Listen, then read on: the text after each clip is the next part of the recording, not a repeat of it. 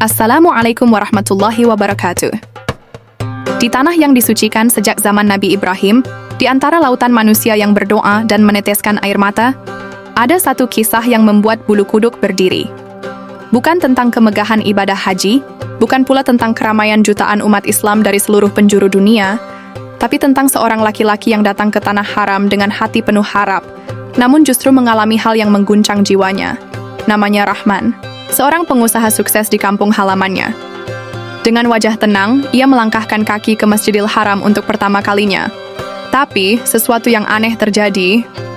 Semua orang menangis melihat Ka'bah, tapi tidak dengan dirinya. Ia hanya melihat tembok hitam, kabur, kosong, dan gelap. Rahman berangkat haji dengan fasilitas VIP. Hotelnya mewah, makannya selalu lengkap, dan pelayanannya nomor 1. Sejak tiba di Mekah, ia merasa bangga. Akhirnya aku bisa ke sini juga, ucapnya dengan dada membusung. Tapi di balik itu hatinya gelisah.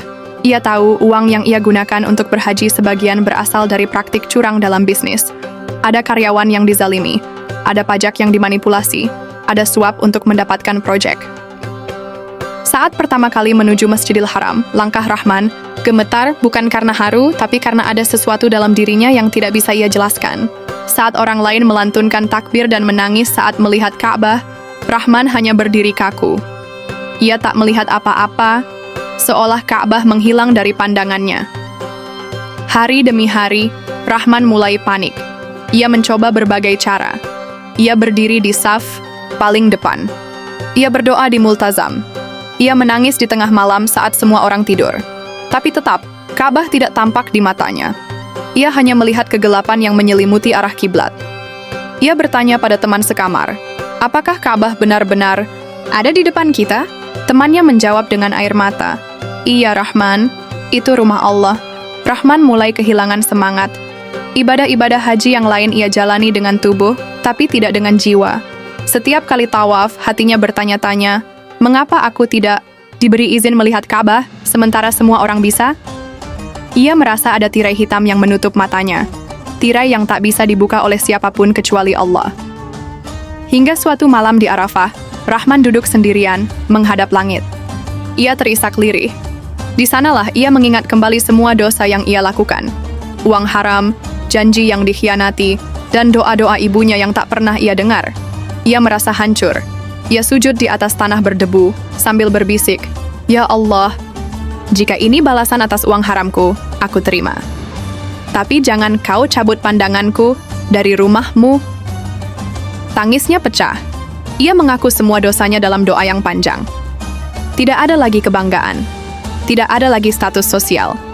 Hanya seorang hamba yang berharap Allah membukakan matanya agar sekali saja bisa melihat Ka'bah dengan jiwa yang bersih. Malam itu, Rahman tertidur di padang Arafah dengan air mata yang masih membasahi sajadahnya.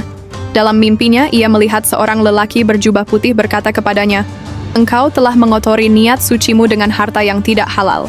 Tapi Tuhanmu Maha Pengampun, bertaubatlah dengan sebenar-benarnya taubat, dan engkau akan diberi cahaya." Keesokan paginya, Rahman terbangun dengan dada lapang. Ia tidak lagi memikirkan fasilitas hotel atau layanan VIP. Ia pulang ke Mekah dengan niat baru, ingin bertaubat sepenuh hati.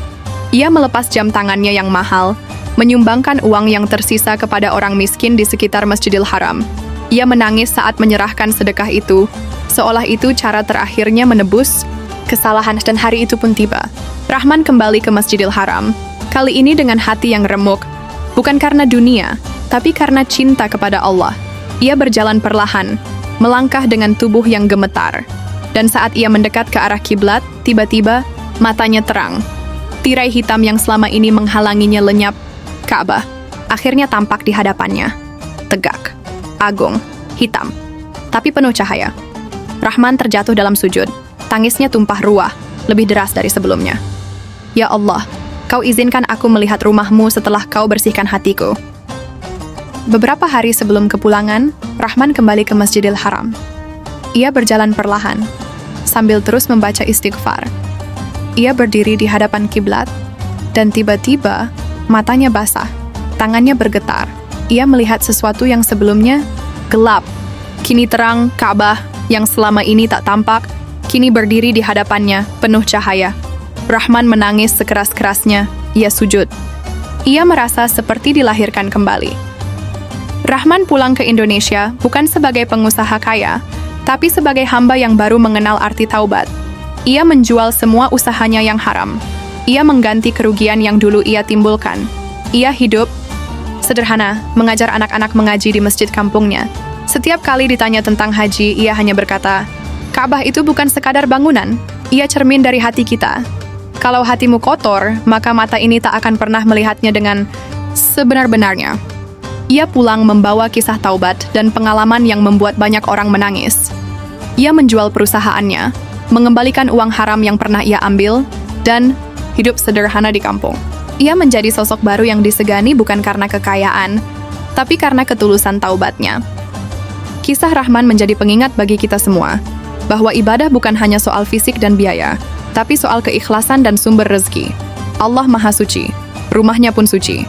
Dan tidak semua yang datang ke sana mendapat izin untuk benar-benar melihatnya. Semoga kita termasuk orang-orang yang datang ke rumah Allah dengan hati yang bersih dan rezeki yang halal. Wassalamualaikum warahmatullahi wabarakatuh.